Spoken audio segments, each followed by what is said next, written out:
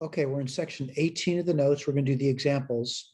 In these examples, there's three derivatives that you should be able to recall, at least locally. All right, now, granted, you might have to derive these later on, but the bottom line, you should be able to recall these derivatives. Let me just go through those again. We just did lecture.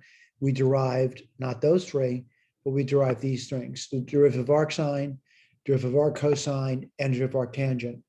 Could you use the same method to derive these guys over here? Yeah, what's the problem? Invertible regions, all right? But these are really easy to come up with. It's also easy to write the other ones in terms of arcsine, arccosine, and arctangent. And you should be aware of that from your studies from Math 120, all right? So let me go back to the notes, and we're going to do the examples for you, all right? So give me 1 second, and let me just do a new share with you. And I'm going to try to do that.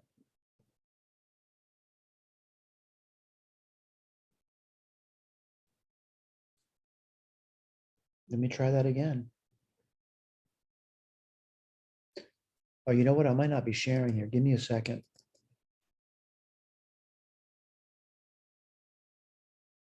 There it goes. All right, sorry about that. I had a tough time with that for a second there.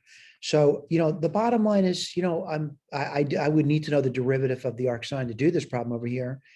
And again, if you can't remember, we'll go back and review the notes. All right, so what do you get over here? It's going to be the chain rule, but I'm going to write down dy. Oops, sorry about that.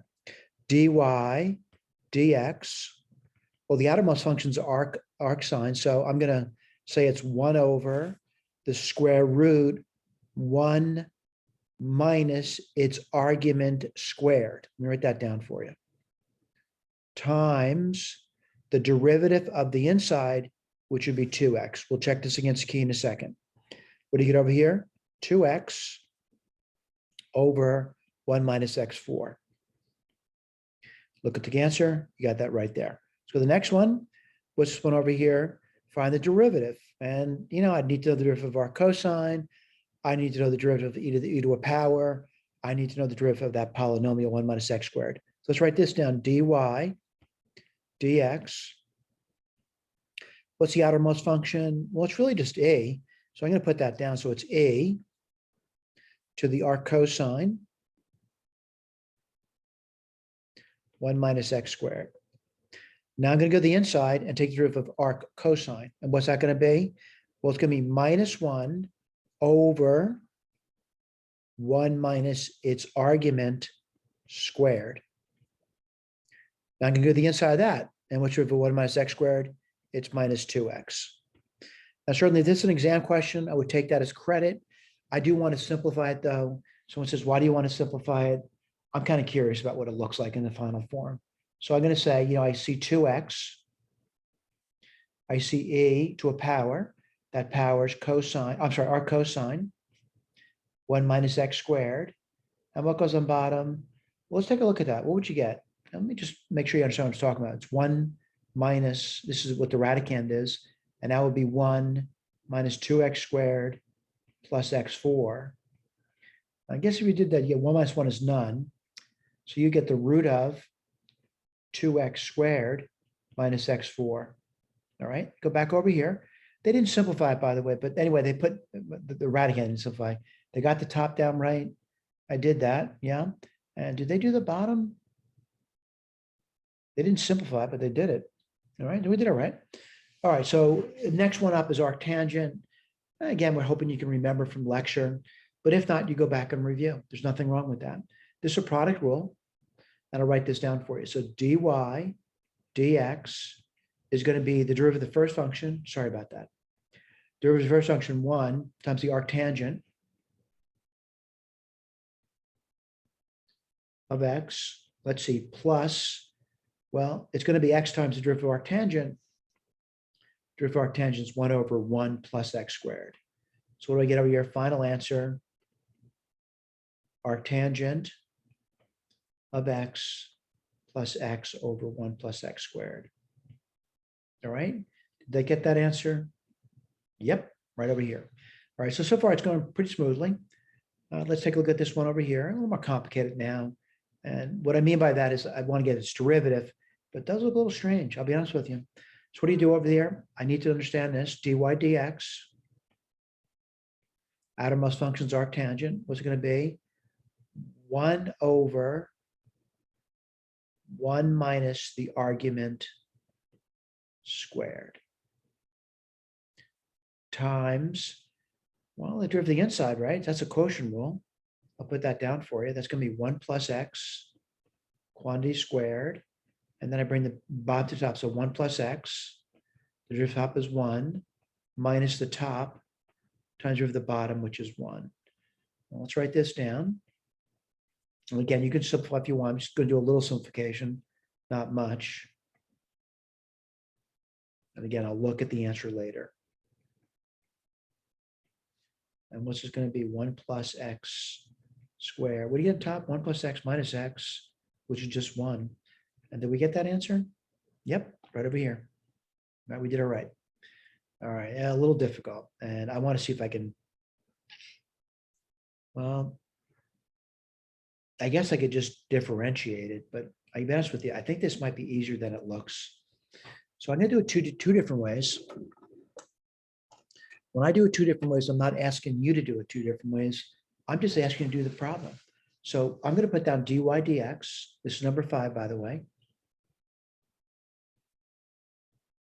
For those students that don't want to write that down, you can write y prime down with the understanding that y prime stands for dy dx in this case over here. So what would you get? You would get minus sign of the argument. And what's the argument? Arc sine. X plus 1 times, I'll clean it up later, by the way. And now what I'm going to do, I'm going to do the derivative of arc sine, right? And what's that going to be? It's going to be 1 over 1 minus the argument squared times the inside, which is 1. All right. Now, you might say I'm being a little trickier. I'm not trying to be tricky, but I'm noticing this guy over here probably simplifies to just simply x plus 1. I think I've seen that before, right? And then times 1, and then it's going to be over this thing over here, 1 minus x plus 1 squared. Did I get that? Oh, I forgot the minus sign. Sorry about that. I didn't see that right over there. So we did get it. All right, I want to do it differently though. To be honest with you, this really get dizzy looking at these things, but I'm going to, remind you what you might have done in Math 120 with this. So I'm going to point out the invertible region for the arc sine is between minus pi over 2 to pi over 2. And for the cosine function, it's positive there. So I think I can do a triangle in this one over here. So I'll put theta down over here. And the arc sine of that, or the sine of that angle is going to be x plus 1 over 1. And what goes in bottom? Pythagorean theorem. And the Pythagorean theorem for this guy over here would be this. It would be 1 minus x plus 1 squared. Well, that was pretty simple. And what's the cosine of that? Well, the cosine of that is going to be, well, it looks pretty simple. The cosine of that angle is just going to be, right? So again, I'm doing the cosine now. So y actually turns out to be just this problem over here. And can I do its derivative? Yeah, we've been doing this for some time now. And let's write this down, dy dx. Again, your mileage may vary. This would be twice the root, 1 minus x plus 1 squared.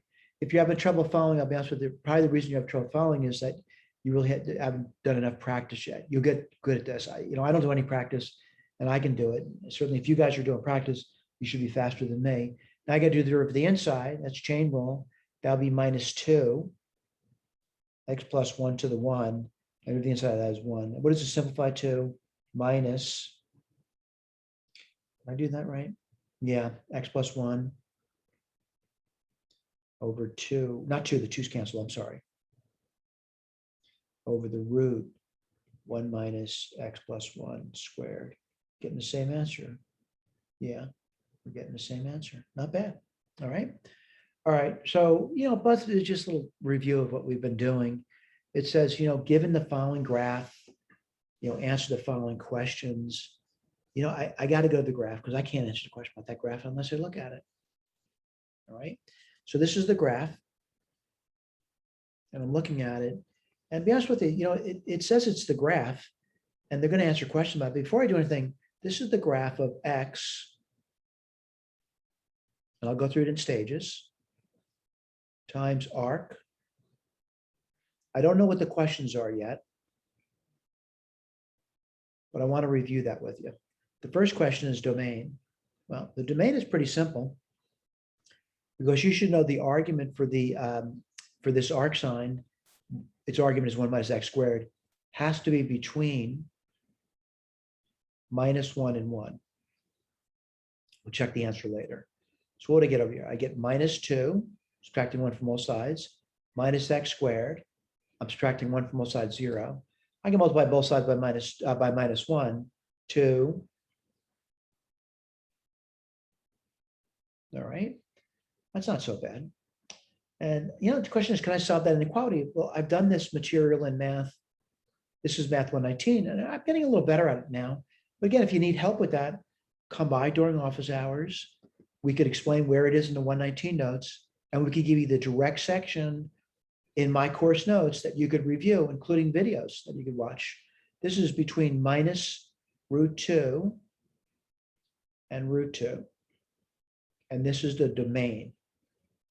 Now, could I have made an error? Of course I could. Let's go back and see what they got. And they did get that. So I got the domain down. I'm going to go to the next question. The next question is the range. Well, what do I know about this over here? I know that this ending point, whatever it is, occurs at √2.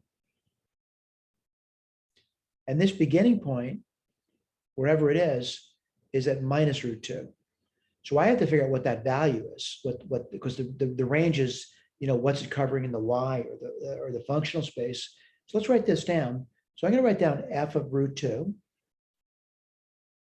What's that going to be? √2 times the arc sine. And what's 1 minus √2 squared? That'll be 1 minus 2, which is -1. Well, I think I can do that. Again, that's why you need to take 120 before you take 121. The arc sine of -1 is minus pi over 2. And what does that give you? Well, that gives you, I'm going to write it a little differently, by the way. I'm going to write it as minus pi over √2. So this is minus pi over √2. And, I'm going to do the other one. So it's going to be f of minus √2. What do you get there? Minus √2 arc sine of -1 again. So it's going to be minus √2 times pi over 2, minus pi over 2, I'm sorry, which is going to be pi over √2. That's not so bad. It's really a pre-calculus question. So pi over √2. All right. So what's the range? I'm really glad they gave me a picture because I don't have to struggle with this at this point. So the range is going to be this business over here. What's being covered? Well, everything between minus pi over 2 to pi over 2. So let me write that down. The range minus pi over √2 up to pi over √2. Again, all subtyped up for you. Let's see if they put that answer down there for you. Gee, they really went on, didn't they? Not even down there. I'm going to put this over here. I'm seeing it right over here. I'm seeing it right over there. All right. Now, by the way, someone says, well, they wrote it differently. Let me go through that with you. They didn't simplify. They just wrote down they wrote down √2 pi over 2. Let me make sure they did that. Yeah, they did. I simplified though. All right. This was kind of, what I mean by, I can't say, the questions were terribly difficult. They weren't. They were just kind of testing my skills. Do I remember the arcsine function? Do I remember the arctangent function? Could I get their derivatives? Well, in the lecture, we derived those things. Could you conjure up or remember those derivatives? Yep, I can do that. But again, maybe a year from now, I can't. I have to rederive them. And that might be true for you as well. So we went through some practice derivatives. And so you can say, well, that was okay. I guess I could think about that. It's not you thinking about it. It's you working towards a goal. And what's your goal going to be? Doing the homework now. See if you can do this stuff over here. If you can, good for you. If you can't, though, all I can say is go back and study the material. Make sure you understand the examples that we're given. Hopefully you understand some of that stuff. And really review. But you need to get busy solving problems. That's how you can become a good student in mathematics by doing a bunch of problems, all right? Very similar to what we're talking about in class, and similar to what you've done in the past, by the way. Sometimes you have to go back and review the past, and there's nothing wrong with that if you need to do that. If you don't need to redo that, keep going forward, by the way. Going forward does mean on occasion going backwards to the review. If you need to see me during office hours, please come by during office hours, and I'll be more than happy to help you. Thank you.